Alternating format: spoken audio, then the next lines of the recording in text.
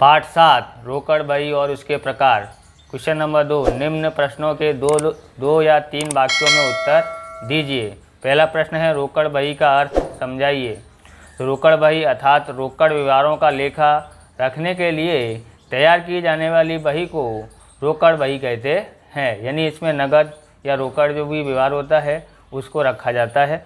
रोकड़ बही में रोकड़ के आवक और रोकड़ की जावक का लेखा किया जाता है, जिसमें निश्चित समय के अंत में रोकड़ शेष को जाना जाता है। आगे देखेंगे तो हम यहाँ पर देख रोकड़ बही यह खाता के स्वरूप के अनुसार तैयार किया जाने से यह रोमनामचा और रोकड़ खाता दोनों की आवश्यकताओं को पूर्ण करता है।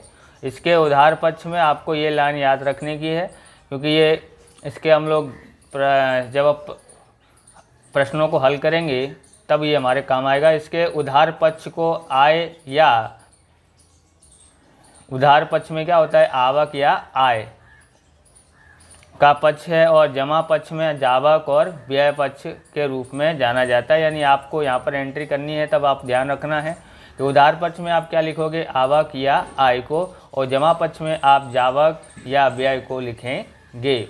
आप इस तरह के वीडियो देखना चाहते हो तो डिस्क्रिप्शन में प्लेलिस्ट दी है पूरे चैप्टरों की, वहाँ से आप देख सकते हैं। चैनल पर नए हो तो चैनल को सब्सक्राइब करें, जिससे इस प्रकार के वीडियो आपको प्राप्त हो सके। क्वेश्चन नंबर 2 देखते हैं। क्वेश्चन नंबर 2, बैंक ओवरड्राफ्ट अर्थात क्या। जब बैंक के द्वारा व्यापारी को उसके खाते में रही हुई शेष की अपेक्षा अतिरिक्त राशि निकालने का समझौता किया जाता है, तब ऐसी सुविधा में बैंक ओवरड्राफ्ट कहलाती है। आप शॉर्टकट में समझें, जैसे बैंक में 50,000 रखा है और किसी को 60-70 हज़ार की ज़रूरत पड़े तो वो 70 हज़ार वहाँ से लेके जा सकता है। जो 50,000 उसका जमा पड़ा था वो तो कुछ नहीं, लेकिन जो 50,000 में 70,000 में से 50,000 घटा देते हैं, यानी 20,000 हमारे पास ज़्यादा है लिया हमने, तो ज़्यादा जो लिया है वो हमारा क्या हो जाएगा, बैंक ओवरड्राफ्ट हो जाता है। व्यापारी जब बैंक ओवरड्राफ्ट की सुविधा प्राप्त करे तब बैंक खाते की उधार शेष या जमा शेष हो सकता है।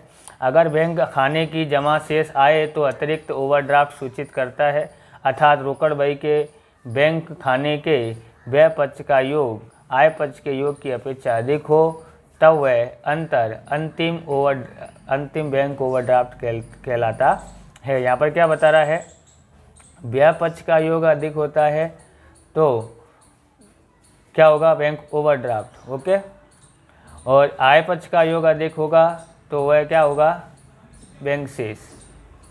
आगे देखते हैं, बैंक खाने का शेष क्या सूचित करता है। तो रोकड़ बही के बैंक खाने का आय पक्ष का योग व्यय पक्ष के योग से अधिक हो तब वह अंतिम बैंक शेष कहलाता है, जो उधार से सूचित करता है। जबकि रोकड़ बही के खाने में व्यय पक्ष का योग आय पक्ष का योग से अपेक्षा अधिक हो तब अंतर बैंक ओवरड्राफ्ट कहलाता है, जो जमा शेष को सूचित करता है।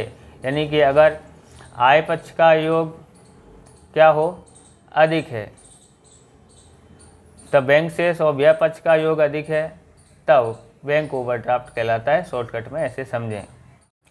चौथा प्रश्न है, लघु रोकड़ बही का अर्थ समझाइए। तो छोटे छोटे फुटकर खर्च को चुकाने के लिए जिस बही में लेखा किया जाता है वह लघु रोकड़ बही कहलाती है। सामान्यतः जिस व्यापार धंधे में रोकड़ और बैंक का प्रमाण अधिक हो तब सामान्य रूप से मुख्य कैशियर रोकड़िया को मदद करने के लिए तथा छोटे छोटे फुटकर खर्चों के भुगतान और लेखा करने के लिए के कार्य से मुक्ति के लिए सहायक यानी उप कैशियर रखा जाता है।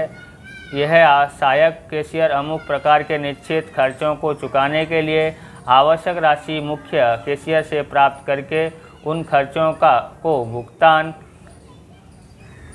भुगतान करके उसका लेखा जिस बही में विवरणवार लिखता है वह लघु रोकड़ बही कहलाती है। क्वेश्चन नंबर 5 देखते हैं।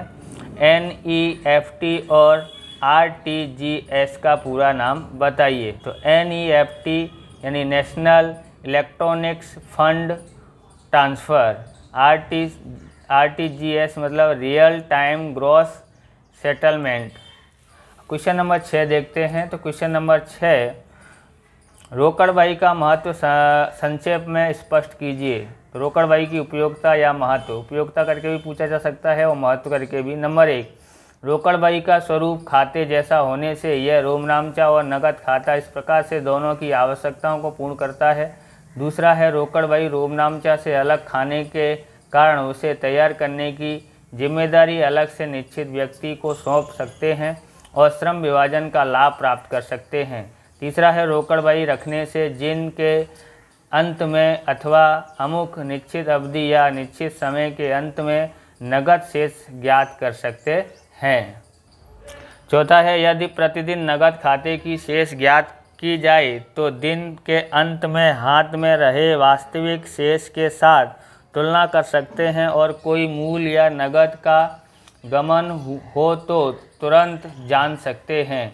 पांचवा है, व्यवसाय की आवश्यकता और व्यवहारों के रूप और प्रमाण के अनुसार अलग अलग प्रकार से रोकड़ तैयार कर सकते हैं। सातवां है, जमा खर्ची व्यवहार समझाइए। जिस मौद्रिक व्यवहार में रोकड़ या बैंक ऐसे दो खाते असर पाते हों अथवा इस प्रकार के व्यवहारों का लेखा रोकड़ बही के दोनों उधार या जमा पक्ष में किया जाता हो, वह जमा खर्ची व्यवहार यानी सी के रूप में जाना जाता है। जमा खर्ची व्यवहार की असर रोकड़ बही और बैंक खाते के को ही होती है, इसलिए उसकी खतौनी नहीं की जाती है, परंतु खाता बही पन्ना नंबर खाता पृष्ठ के खाने में जमा खर्ची लिखा जाता है, व्यवहार लिखा जाता है।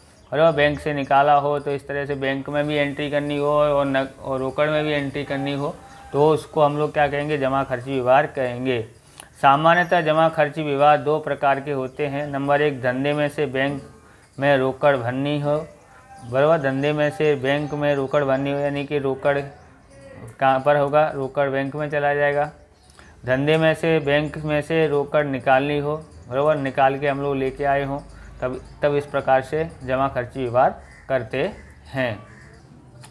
आठवां प्रश्न है, बैंक बुक को उदाहरण सहित समझाइए। जब व्यापारी किसी एक बैंक में से एक से अधिक खाते रखता हो या एक से अधिक बैंक में खाता रखता हो तब बैंक के साथ किए जाने वाले व्यवहारों का लेखा आसानी से किया जा सके, इसके लिए जो बुक रखता है वह बैंक बुक कहलाती है। अर्थात किसी व्यापारी का एक ही बैंक में चालू खाता हो या बचत खाता हो या किसी व्यापारी का देना बैंक में एक खाता हो और दूसरा SBI में दूसरा खाता हो और बैंक ऑफ बड़ौदा में तीसरा खाता हो तो बैंक बुक में परिस्थिति के अनुसार खाने बनाए जाते हैं और बैंक बुक का स्वरूप और ढांचा रोकड़ बही की तरह ही होता है।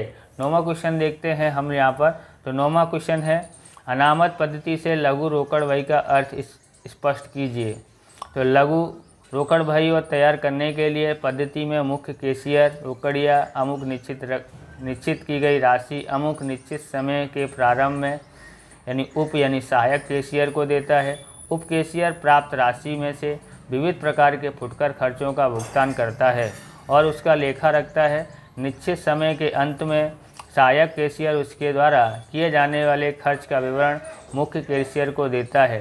सहायक कैशियर उसने किए खर्च की राशि मुख्य कैशियर नए समय के प्रारंभ में सहायक कैशियर को देता है, जिससे नए समय के प्रारंभ में सहायक कैशियर के पास पुनः निश्चित की गई राशि जितनी शेष हो जाती है। इस प्रकार से की गई पद्धति में प्रत्येक नए समय के प्रारंभ में लघु रोकड़ बही शेष निश्चित की गई राशि जितनी राशि रखी जाने से उसे अनामत लघु रोकड़ बही की पद्धति के रूप में जाना जाता है। बराबर, आप नहीं दिखा हो तो आप देख लेना, स्क्रीनशॉट भी ले सकते हैं। इस प्रकार से ये वीडियो पूरा होता है। अगर आपको हमारा ये वीडियो अच्छा लगे तो लाइक करें, शेयर करें, कमेंट करें। चैनल पर नए हो तो चैनल को सब्सक्राइब करें। मिलते हैं नेक्स्ट वीडियो में। जय हिंद, जय भारत, वंदे मातरम।